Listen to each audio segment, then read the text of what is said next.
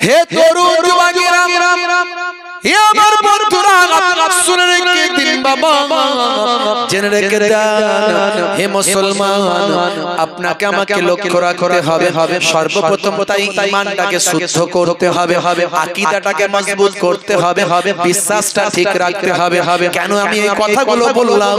তার মানে হলো, তার কারণ হলো আপনার রোল নাম্বার যদি হয় ফাঁকা, খাতা ভর্তি যদি হয় লেখা, মাস্টার খাতা দেখবেন পরীক্ষায় আপনি কোয়ালিফাই করতে পারবেন না, গ্র্যাজুয়েশন পাস আপনার হবে না, মাস্টার ডিগ্রি কমপ্লিট হবে না, এসএসসি তে কোয়ালিফাই করতে পারবেন না, আইএস আইপিএস ডব্লিউবিসিএস বা আমার পরীক্ষায় আপনি কোয়ালিফাই করতে পারবেন না।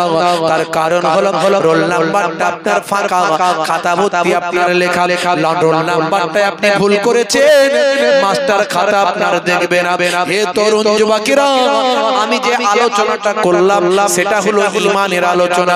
ঈমান ছাড়া আমলের কোনো দাম নাই। আপনার ঈমানে যদি গন্ডগোল হয়, আপনার নামাজ কাজে লাগবে না। আপনি অনেক বড় নামাজি, অনেক বড় দাড়িওয়ালা, অনেক বড় জুব্বাওয়ালা, অনেক বড় ইবাদত করনেওয়ালা, কিন্তু নবীকে আমাদের মতো মানুষ মনে করে।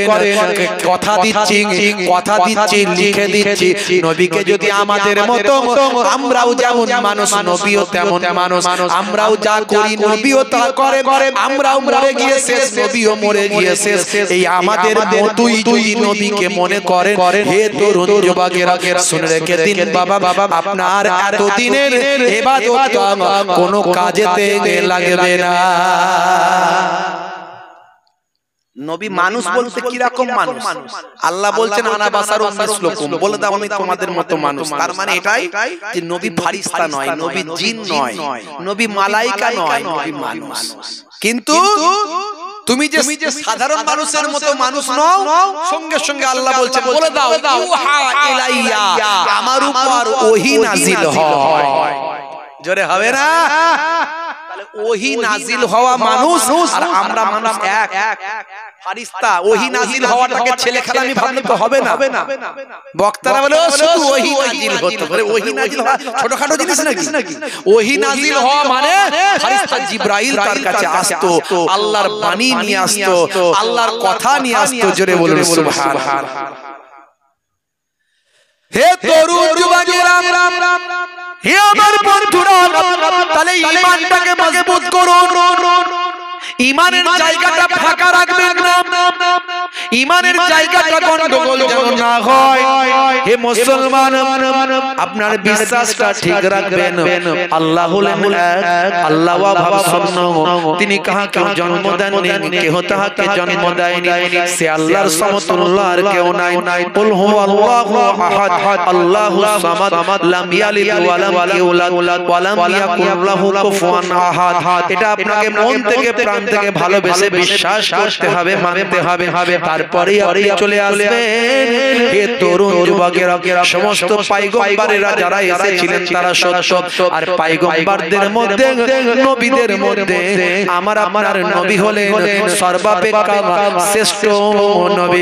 আমার আপনার নবীকে আল্লাহ রাব্বুল আলামিন আখিরি জামানার পয়গম্বর বানিয়েছেন এবং নবিউল আম্বিয়া করেছেন, সমস্ত নবীদের ইমাম বানিয়ে দিয়েছে। হে তরুণ যুবকেরা, আমরা কেন এত বেশি বেশি দয়ার নবীকে ভালোবাসবো? কারণ দয়ার নবী আমাকে আপনাকে সবচেয়ে বেশি ভালোবাসেন।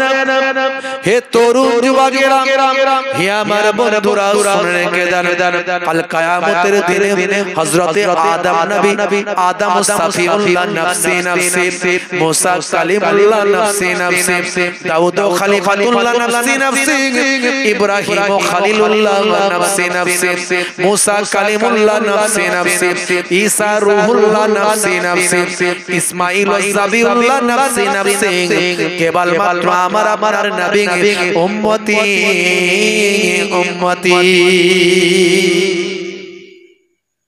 তাহলে এটা হলো ঈমান, সেই নবীকে সবচেয়ে বেশি ভালোবাসা। বন্ধুরা, আসমানি কিতাবগুলোকে বিশ্বাস করতে হবে। 104 খানা আসমানি কিতাব, সব বিশ্বাস করতে হবে। আপনাকে বিশ্বাস করতে হবে কিয়ামতের দিন যে হবে সেটা বিশ্বাস করতে হবে। মৃত্যুর পর আবার জীবিত হব সেটা বিশ্বাস করতে হবে। হে তরুণ যুবকেরা, ভাগ্যে ভালো মন্দ যা কিছু হয় সব আল্লাহর কাছ থেকে হয়, বিশ্বাস করতে হবে। কোথা থেকে হয় ভাগ্যে ভালো মন্দ, কোথা থেকে হয়? জোরে বলেন। মা মারা গেছে, বাপ চলে গেছে, ছেলে চলে গেছে, সন্তান চলে গেছে, কারবারে লস হয়েছে, কোথা থেকে হয়েছে? সব আল্লাহর কাছ থেকে হয়েছে।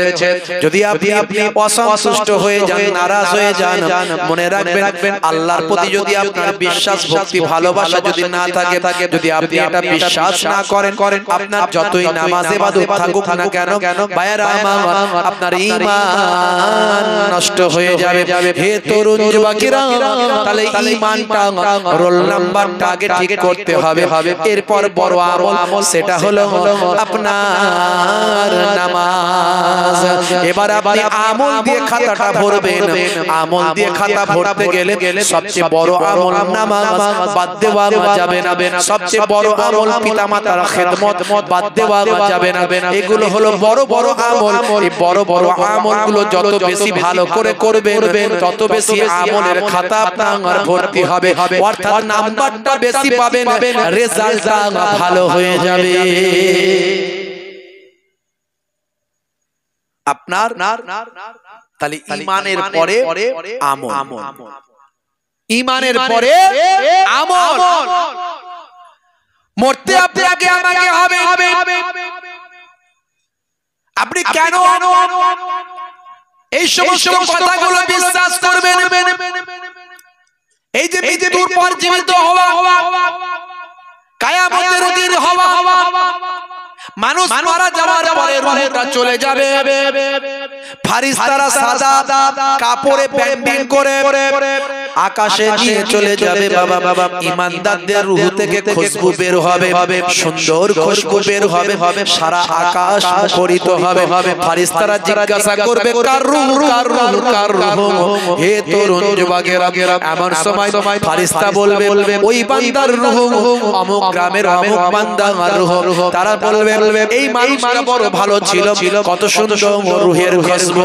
হে তরুণ যুবকেরা, রূহ যদি ভালো হয়, মানুষ যদি আল্লাহ ওয়ালা হয়, সেই রূহটাকে নিয়ে গিয়ে ইল্লিনে নিয়ে যাওয়া হবে, অর্থাৎ যে রূহটা আল্লাহ জান্নাতি রূহে পরিণত হবে। আপনি মারা যাওয়ার সঙ্গে সঙ্গে আপনার রূহটা বের করে নিয়ে আকাশে চলে যাওয়া হবে।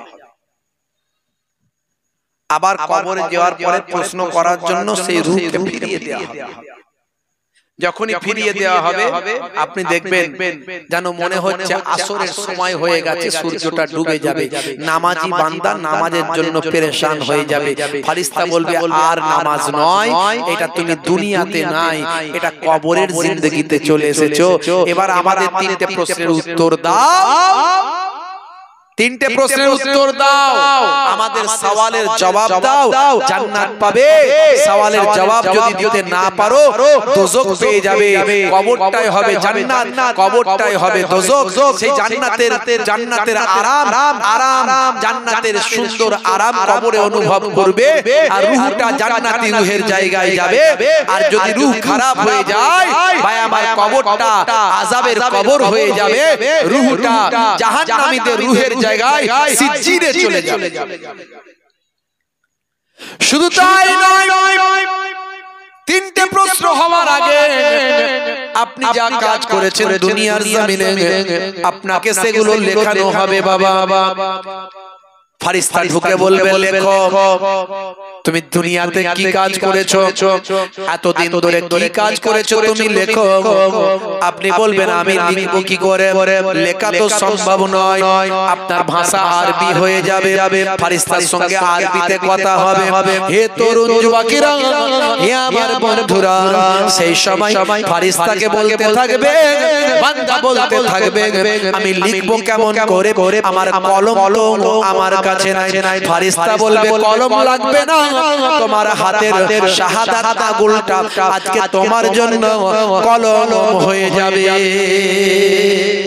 শাহাদাত আগুনটা কলম, এই আগুনটার সম্মান করতে হবে, এই আগুনটার বড় মর্যাদা, এই আগুনটার বড় ইজ্জত, এই আগুনটা ভালোভাবে ইউটিলাইজ করতে হবে, এই আগুনটা হবে কলম। হে তরুণ যুবকেরা, বান্দা বলবে ও মালায়েকা ফেরেশতারা, কলমটা বানালাম, কালি কোথায় পাবো? হে তরুণ যুবকেরা, হে আমার বন্ধুরা, ফেরেশতা বলতে থাকবে তোমার জিবের থুতু লালা, এই জিবের থুতুর সঙ্গে লাগাও, ওটা আমার আল্লাহ আজকের দিনে তোমার জন্য কালি বানিয়ে দেবে।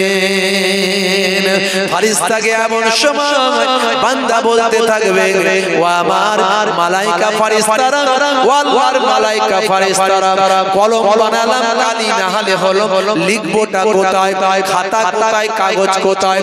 এমন সময় আল্লাহর মালায়েকা ফেরেশতারা বলবে এই যে বান্দারা তোমাকে সাদা কাফন দিয়ে চাপা দিয়ে গেছে, এই কাফনটা আজকে তোমার জন্য খাতা বানানো হলো, আমার আল্লাহ আজকের দিনে এই কাফনটা তোমার জন্য খাতা বানিয়ে দিয়েছে।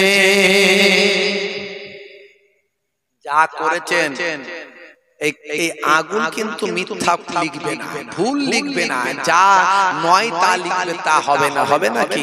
সারা জীবন আমরা ব্যাকডোর দিয়ে ঘুষ মেরে মেরে এমন হয়েছে, মনে মনে করলে হবে না যে ফেরেশতাকে ম্যানেজ করে ফেলবো, অত সহজ নয়। যেখানে না হওয়ার নয় সেখানে ব্যাকডোর মেরেছে, নাও 500 টাকা, কাজটা করে দাও। সিগারেটের বাক্সে, দেশলাইয়ের বাক্সে, ভাই আমার এই টেবিল থেকে ও টেবিল চলে যাচ্ছে, ব্যাস সঙ্গে সঙ্গে কাজ হয়ে যাচ্ছে, সই হয়ে যাচ্ছে। আছে না নাই? চায়ের দোকানে চা খাচ্ছে, চা খেতে খেতে চায়ের ভারের ভিতর দিয়ে পয়সা দিয়ে কাজ মিটে যাচ্ছে, হচ্ছে না হয়নি? এমন অভ্যাস হয়েছে, ঘুষ দিয়ে দিয়ে সব জায়গায় কাজ শেষ। ভাই আমার ফেরেশতা যখন জিজ্ঞাসা করবে মান রব্বুকা, বলবে এই নাও 5000 টাকা। হবে নাকি? হবে? মামা দিনুকা, আমি অনেক বড় লোক ছিলাম, এই নাও 10,000 টাকা। আমার নবীকা, এই নাও 20,000 টাকা। অত সহজ নয়। ফেরেশতা বলে ये नहीं चलेगा, इधर नहीं चलेगा, उधर चलता था। হে তরুণ যুবকেরা, হে আমার বন্ধুরা, শুনে রেখে দিন বাবা, জেনে রেখে দেন, মানুষ যখন প্রশ্ন দিয়ে জবাব দিয়ে দেবে, জবাব দেওয়ার সঙ্গে সঙ্গে তার রূহটা তুলে নিয়ে ফেরেশতারা আবার চলে যাবে। রূহ যদি ভালো হয় রূহকে নিয়ে যাওয়া হবে ইল্লিনে, আর রূহ যদি খারাপ হয় রূহকে নিয়ে যাওয়া হবে সিজিনে। হে তরুণ যুবকেরা, ইল্লিনটা কোথাও, ইল্লিনের মাকামটা কোথাও আপনাদের জানা আছে? শুনে রেখে দিন, জেনে রেখে দিন। হে তরুণ যুবকেরা, 7 তাবক আসমানের উপরে, হে তরুণ যুবকেরা, 7 তাবক আসমানের উপরে সিদরাতুল মুনতাহার পাশে আমার আল্লাহ ইল্লিনের মাকাম করেছেন। যে ইল্লিনের মাকামে সমস্ত নেক বান্দারা রূহগুলো একত্রিত হবে। সেই জগৎটা হলো আলাদা জগৎ, যেখানে জান্নাতি সুখ তারা অনুভব করবে। ভাইরা আমার, তরুণ যুবকেরা, মানুষ মারা যাওয়ার পরে ইল্লিনে যখন রূহটা চলে যাবে, এক রূহ আর এক রূহের সঙ্গে গল্প করবে, খুশ মেজাজে থাকবে, আরাম আয়েশে থাকবে, একে অপরের প্রশ্ন নেওয়া দেওয়া করবে, জিজ্ঞাসা করবে, আচ্ছা বলো তো তোমাদের গ্রামে অমুক একটা মানুষ ছিল, সেই মানুষটা তুমি মারা যাওয়ার আগে কি সে মারা গেছে? বলে হ্যাঁ সে মারা গেছে, কিন্তু দেখো দেখো দেখো এখানে তো এত মানুষকে, এত মানুষের রূহ দেখতে পাই, সেই মানুষটাকে কেন দেখতে পাই না? সারা অন্যজন বলবে সেই মানুষটা দুনিয়ার জমিনে ভালো কাজ করেনি, হতে পারে সেই মানুষটার রূহটা সিজ্জিনে চলে গেছে। মনে রাখবেন হে তরুণ যুবকেরা, সিদরাতুল মুনতাহার পাশে ইল্লিনের মাকাম, 7 তাবক আসমানের উপরে ইল্লিনের মাকাম। সিজ্জিনটা কোথায়? হে তরুণ যুবকেরা, ফেরেশতা রূহটাকে নিয়ে যাবে আকাশে। রূহ যদি খারাপ হয়, দুনিয়ার জমিনে বান্দা বেনামাজি ছিল, দুনিয়ার জমিনে বান্দা বেরোজাদার ছিল, দুনিয়ার দুনিয়ার জমিনে বান্দা লটারি করছিল, সুদ করছিল, দুনিয়ার জমিনে বান্দা মাতাল ছিল, জিনা করছিল, ব্যভিচার করছিল, দুনিয়ার জমিনে বান্দা অন্যায় অপরাধে লিপ্ত ছিল। বাহু দেখিয়েছে, বাহু দেখেছিস সলেমান খানের বডি, একটা পরে পাঁপড় ভাজা খাইয়ে দেবো, ওরে বাপরে আছে না নাই। মুসলমানের ছেলে হাতে পালা, কানে দুল, নিজেকে একদম জানো বিউটিফুল, সর্বনাশ। নিজেকে কি কল্পনা করছে, খালি নায়ক নায়ক ভাব, যেন নায়িকা ভাব। মুসলমানের ছেলে সলেমান খানের ভক্ত আছে না নাই? হাতে বালা, পায়ে কালো কার, বলছে দেখছিস আমার কতবার। রাগ করবেন না বাপ। মুসলমানের ছেলে বুক ফুলিয়ে বলে, এই যে সামনে ভোট আসছে, আপনাদের ভোট হয়ে গেছে নাকি? হয়নি? ভোট আসছে, ভয়ঙ্কর ব্যাপার। 35 কেজি ওজন, মিছিলের আগে তিরিং করে লাফাচ্ছে, বলছে দে ডান্ডা করে দেব ঠান্ডা, দেখছি বাপের বেটা ক্ষমতাশালী হয়েছে। বুঝতে পারছো? 35 কেজি ওজন, লাফাচ্ছে, শুধু লাফাচ্ছে। আরে তোর নেতা তোকে কত টাকা দেবে, এত লাফাচ্ছিস কেন? তুই যদি মারপিট করতে গিয়ে মরিস তো সন্তানটাকে কে দেখবে? নেতা নেতারি একবার আসবে, দুইবার আসবে, তিনবার আর কেউ খবর নেবে না। তোর বাপটা সন্তান হারা হয়ে যাবে, তোর মাটা সন্তান হারা হয়ে যাবে, তোর স্ত্রীটা বেওয়া হয়ে যাবে, তোর সন্তানটা এতিম হয়ে যাবে। একবারও কি তুই চিন্তা করলে? আজ তুই নেতা, কাল হবে কেতা। কত প্রধানমন্ত্রী, মন্ত্রী, মুখ্যমন্ত্রী, কত নেতা মন্ত্রীরা এলো আর গেল, 5 বছরের ক্ষমতা শেষ হয়ে গেল। পৃথিবীর মানুষ তাকে মোড়া গুণ দিয়েও মোছে না, আছে না নাই? নেতা যদি হতে হয় খলিফায়ে ওমর ফারুকের মতো নেতা হয়ে যাও। জিন্দা থাকা অবস্থাতেও মর্যাদা সম্মান, মারা যাওয়ার পরে মর্যাদা সম্মান। নেতা যদি হতে হয় হযরত খালিদ বিন ওয়ালিদের মতো হয়ে যাও। জিন্দা থাকা অবস্থাতেও সম্মান, মারা যাওয়ার পরেতেও সম্মান, সারাটা জীবন ধরে সম্মান। কোনদিন তারা মানুষের সঙ্গে খারাপ ব্যবহারটা তারা করেনি, বলেন ডান্ডা করে দেব ঠান্ডা, এই ক্ষমতা তারা দেখাননি, আছে না নাই? মুসলমানের ছেলে, হাই রে হাই, এই লোকসভা ভোট, কিসের ভোট এটা? লোকসভা ভোট। বাপরে আমার, এতে কি তৈরি হবে? প্রধানমন্ত্রী তৈরি হবে। এটা মুখ্যমন্ত্রী তৈরি হওয়ার ভোট নয়, প্রধানমন্ত্রী তৈরি হওয়ার ভোট। ভয়ঙ্কর ব্যাপার। দেশের প্রধানমন্ত্রী যদি চায়, তার সদস্যরা যদি বেশি থাকে, তার মেম্বারসরা যদি বেশি থাকে, পার্লামেন্টে তার যদি পক্ষের তার দলের লোক বেশি থাকে, তারা ইচ্ছা করলে আইন বদলাতে পারে। কথা ঠিক না ভুল? আইন বদলে দিতে পারে। এই যে মাঝে মাঝে কথা শুনছি না আমরা, মাঝে মাঝে আওয়াজ শুনছি, কি বলছে? ওয়ান নেশন ওয়ান ভোট বলছে না? মানে একটাই নেশন, একটাই ভোট, একটাই জাতি, একটাই ভোট, এক দেশ এক ভোট। সব ভোট বাতিল হয়ে গিয়ে এক ভোট থাকবে, এইরকম একটা কথা আমরা গল্প শুনছি, আওয়াজ আসছে। কথা ঠিক না ভুল? তারপরে দেশ নাকি আবার গণতন্ত্র থাকবে না, তার নাকি কি অন্য কি তন্ত্র ফন্ত্র হবে, নাকি কি রাষ্ট্র হবে বলছে। তারা বলছে দেখো না, পাকিস্তান নাকি অমুক রাষ্ট্র, বাংলাদেশ নাকি অমুক রাষ্ট্র। তারা না জেনে না বুঝে মানুষকে বলছে পাকিস্তানও গণতন্ত্র আছে, পাকিস্তান মুসলিম দেশ নয়, বাংলাদেশও মুসলিম রাষ্ট্র নয়, বাংলাদেশও গণতন্ত্র, বাংলাদেশের বড় বড় মন্ত্রীরাও মুসলিম আছে। এটা তারা মানুষের কাছে না বুঝিয়ে বাজার গরম করার জন্য, মানুষের মাঝখানে সাম্প্রদায়িকতাকে বিছিয়ে দেওয়ার জন্য, সাম্প্রদায়িকতার উপরে ভোট দেওয়ার জন্য তারা মানুষকে গরম করে দিচ্ছে, দিয়ে ধর্ম ধর্ম করে বিভাজন তৈরি করছে। অথচ যদু আর জয়দেব, যদু আর জয়নাল, মধু আর মইদুল, আমরা কিন্তু ছোটবেলায় একসঙ্গে খেয়েছি, বসেছি, পড়েছি, স্কুল গেছি, মাঠে খেলেছি, চায়ের দোকানে চা খেয়েছি। কথা ঠিক না ভুল? ভয়ঙ্কর ভয়ঙ্কর ব্যাপার। বিষয়টা তো ইজি নয়, বিষয়টা তো ইজি নয়। যদি সংবিধান বদলে দেওয়া হয়, আইন যদি বদলে দেওয়া হয়, এই যে আমাদের মুসলিম পার্সোনাল ল আছে, নিজস্ব আইন, সেটা নাকি থাকবে না থাকবে না, এই নিয়ে হইচই চলছে, কত রকমের কথা চলছে। আসামের সমস্ত যে সমস্ত সরকারি মাদ্রাসাগুলো ছিল তাদের নাকি সব বন্ধ টন্ধ করে দিয়েছে শুনছি, বলছে নাকি মাদ্রাসায় পড়িয়ে কি হবে। অথচ মাদ্রাসায় এই আপনার এখানে কত মাদ্রাসা আছে খোঁজ নিন, মাদ্রাসায় কত অমুসলিম আমার হিন্দু ভাইরাও চাকরি করে, আছে না নাই? তারা কি চাকরি করে? আরবি পড়াতে যায় তারা। মাদ্রাসায় যেমন ভাই আমার ইসলামিক এডুকেশনের সঙ্গে সঙ্গে, ইসলামিক ল এর সঙ্গে সঙ্গে, ইসলামিক হিস্ট্রির সঙ্গে সঙ্গে ভাই আমার বাংলা, ইংরেজি, ইতিহাস, ভূগোল, কম্পিউটার এডুকেশন সমস্ত রকম দেওয়া হয়। কথা ঠিক না? মানুষের মাঝখানে ভুল বুঝিয়ে এক শ্রেণীর মানুষ বাজার গরম করছে। উন্নয়ন, উন্নতি এসব মানুষ ছেড়ে দিয়েছে। ঘুষ, দাঙ্গা, চিটিংবাজি, জোচ্চুরি, বিভিন্ন রকম অন্যায় কাজে লিপ্ত হয়ে গেছে। আমাদেরকে ভাবতে হবে, আমাদেরকে চিন্তা করতে হবে, একটু বুঝতে হবে, যাতে করে আপনার আমার ঘরের সন্তানের ভবিষ্যৎটার কথা চিন্তা করতে হবে।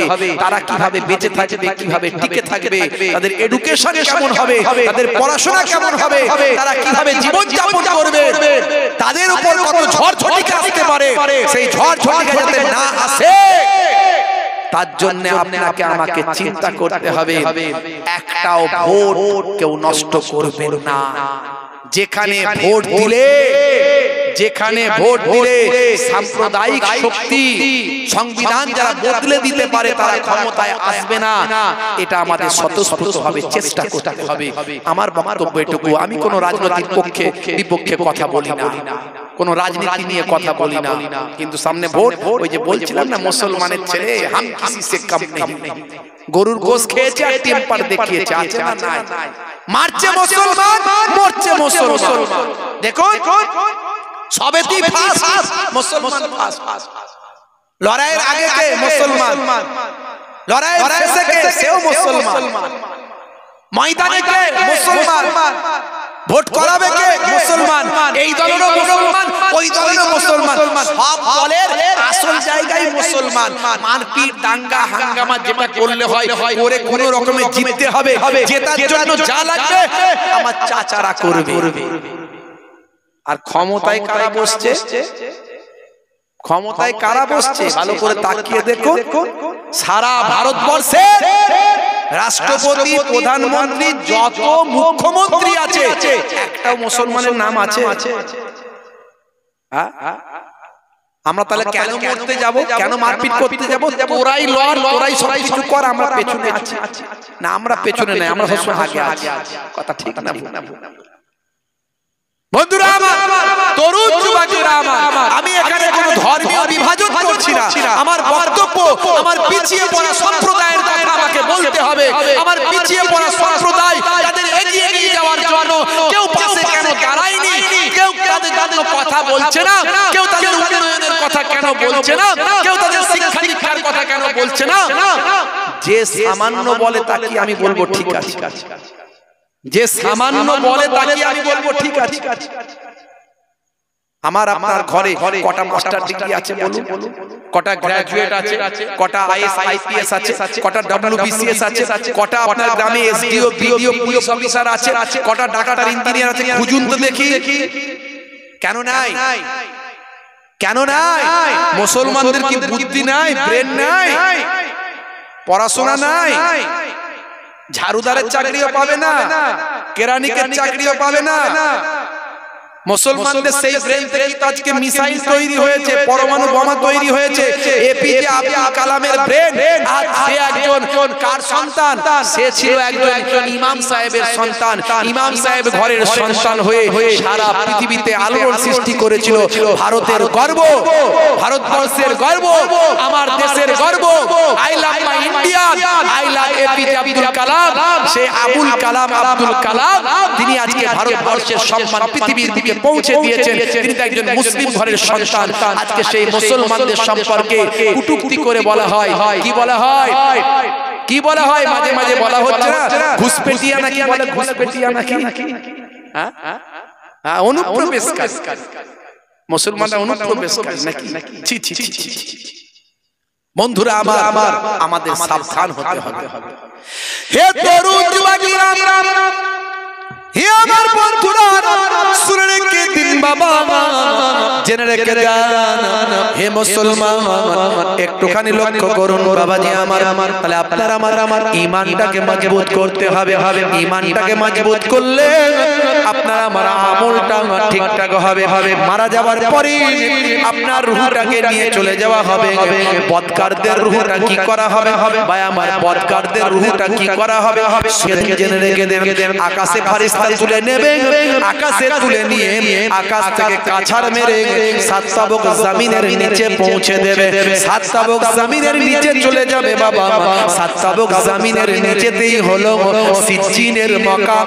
যে মাকামে গেলে রূহটা আযাবের মধ্যে থাকবে, জাহান্নামের আযাবটা সেখানে অনুভব করবে, অর্থাৎ রূহটা আযাবের মধ্যে নিমজ্জিত হয়ে যাবে। সাত তাবক জমিনের নিচে ভাই আমার সেই পাপী মানুষদের রূহের জায়গা।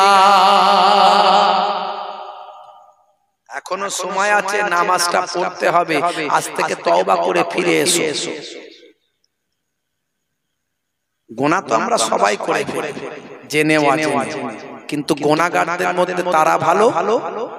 ইয়া আইয়ুহাল্লাযীনা আমানু তুবু ইলাল্লাহি তাওবাতান নাসুহা, যারা তওবা করে অন্তর থেকে, আল্লাহ তাদের জীবনের গুনাহ maaf করে দেয়। জোরে হবে না? আরে জোরে হবে না? হে তরুণ যুবকেরা, হে আমার বন্ধুরা, শুনে রেখে দিন বাবা, জেনে রেখে দেন। আমি আপনাদের সামনে সিজ্জিনের কথা তো বলতে পারবো না। সিজ্জিনের অবস্থা কি হবে সেটা তো ছবিতে প্রকাশ করা যাবে না, ভাষায় প্রকাশ করে মানুষকে বোঝানো যাবে না, কিন্তু তার নমুনা একটা পৃথিবীর জমিনে এসেছে। সিজ্জিনের ভাই আমার যে ঘটনা ঘটবে তার একটা নমুনা পৃথিবীর জমিনে এসেছে।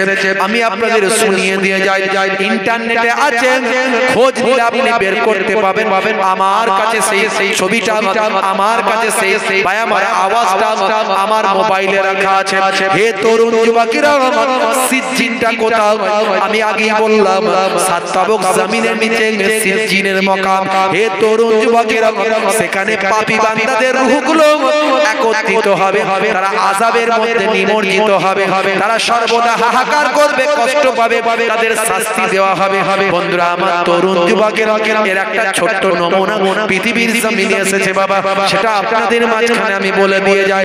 হে তরুণ যুবকেরা, হে আমার মুরব্বিয়ানিরা, শুনে রেখে দিন বাবা, জেনে রেখে দেন ভাইরা আমার, তরুণ যুবকেরা আমার, মুরব্বিয়ানিরা আমার, জায়গাটার নাম হলো রাশিয়া।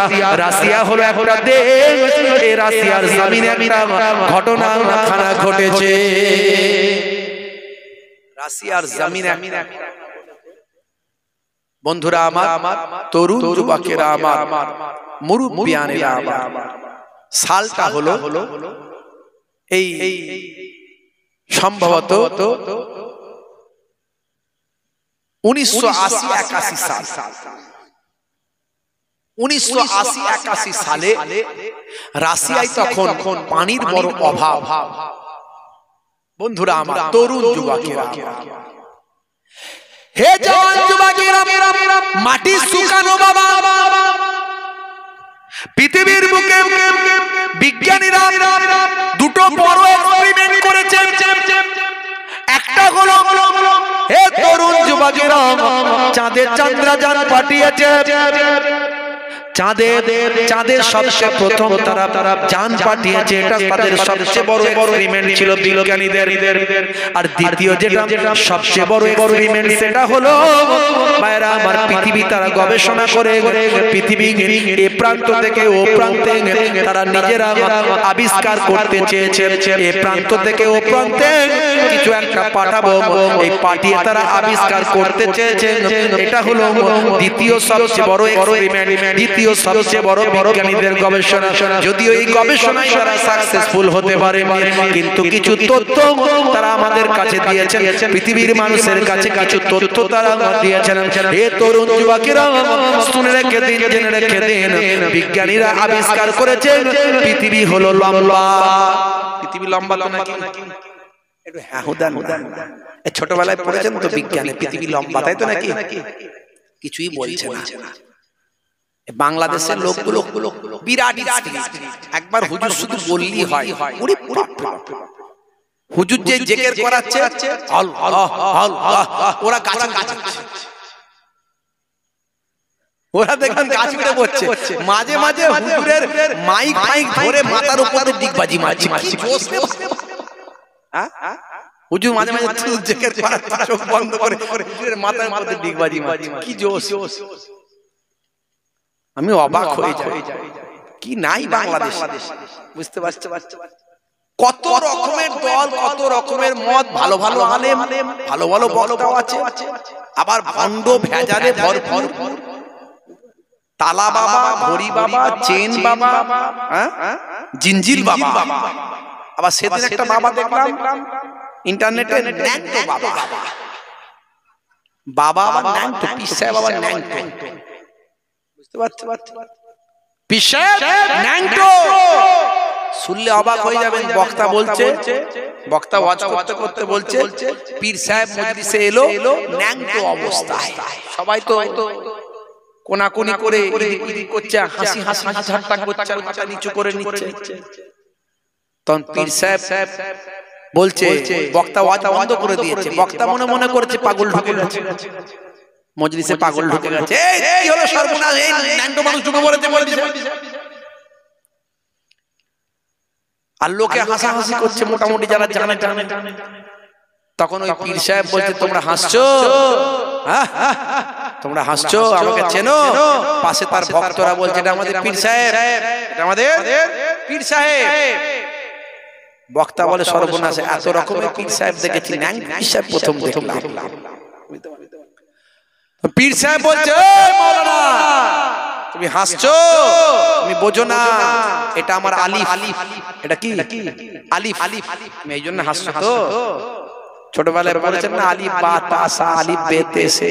আলিফ খালি, বায়ের পেটে, বের পেটে এক নুক্তা, তায়ের পেটে দু নুক্তা, তের পেটে দু নুক্তা, সের পেটে তিন নুক্তা, পড়েছেন না? বলছে এটা হলো আমার আলিফ। মাওলানা বলছে, তখন আমি চিন্তা করলাম কি যে বলি, চিন্তা করলাম। আমি বললাম, ঠিক আছে, তোমার যদি আলিফ হয় ওটা, তাহলে আলিফ খালি না নোক্তা ওয়ালা? আলিফ তো খালি, কিন্তু তোমার নোক্তা আমি কেটে তাহলে খালি করে দেবো। এই কাঁচি নিয়ে আয়। যেই বলেছে তখন মাওলানা বলল, ওনাকে নিয়ে ঘরে বসাও, আলোচনা আছে। আলোচনা করে বোঝালো যে বাবু, এইভাবে পীর সাহেবগিরি হয় না। পীর ওলি আউলিয়া আল্লাহর দেওয়া নিয়ামত, বান্দা যখন আল্লাহর হয়ে যায়, আল্লাহ তার হয়ে যায়। জেনে বলে সুবহানাল্লাহ। মাল্লাহুল মাওলা ফালাহুল কুল, বান্দা যখন আল্লাহর হয়ে যায়, কুল মাখলুকাত তার গোলাম হয়ে যায়। জোর করে কেউ হুজুর হতে পারে না, জোর করে কেউ পীর হতে পারে না। আল্লাহ কবুল করলে তবে হবে, মানুষের মনে মহাব্বত দিলে তবে মানুষ আমাকে মহাব্বত করবে। আমি জোর করে বলতে পারবো না, এই আমি ছোট হুজুরের নাতি, তিননগর হুজুরের পোতা, আমাকে ভালোবাসো তোমরা। খেয়ে দে কাজ নাই, লোকে পালিয়ে যাবে ঘুরিয়ে। কথা ঠিক না ভুল? সেই ভালোবাসা অর্জন করতে গেলে তুমি আল্লাহর হয়ে যাও, কুল মাখলুকাত তোমার হয়ে যাবে। সেটা শুধু পীরের ঘরের নাতি পোতা নয়, আপনি একটা সাধারণ দামিনী লোক হলেও আপনার ঘরে সন্তানটাও একদিন পীর হতে পারে। কথা ঠিক না ভুল? একদিন ওলি হতে পারে। কথা ঠিক না ভুল? এর নাম ইসলাম। ইসলাম গণতন্ত্রে বিশ্বাস করে, রাজতন্ত্র ইসলামে নাই। পীরের ছেলেই পীর হবে, মাওলানার ছেলেই মাওলানা হবে, মুফতির ছেলেই মুফতি হবে, মাস্টারের ছেলেই মাস্টার হবে। তাও কোরআন হাদিসে লেখা আছে। আপনার ঘরের ছেলেটাও পীর হতে পারে, ওলি হতে পারে, যদি সে দরজায় সে পৌঁছাতে পারে। আবার নবীর ঘরের ছেলেও তো কেনান হয়ে গিয়েছিল। কথা ঠিক না ভুল? বন্ধুরা আমার, তবে হাক্কানি আলেম ওলামাদের সম্মান করতে হবে। আমি পীরের ঘরের সন্তান, আমার মনে যদি হিংসা থাকে, বিদ্বেষ থাকে, ইসলাম নিষেধ করেছে।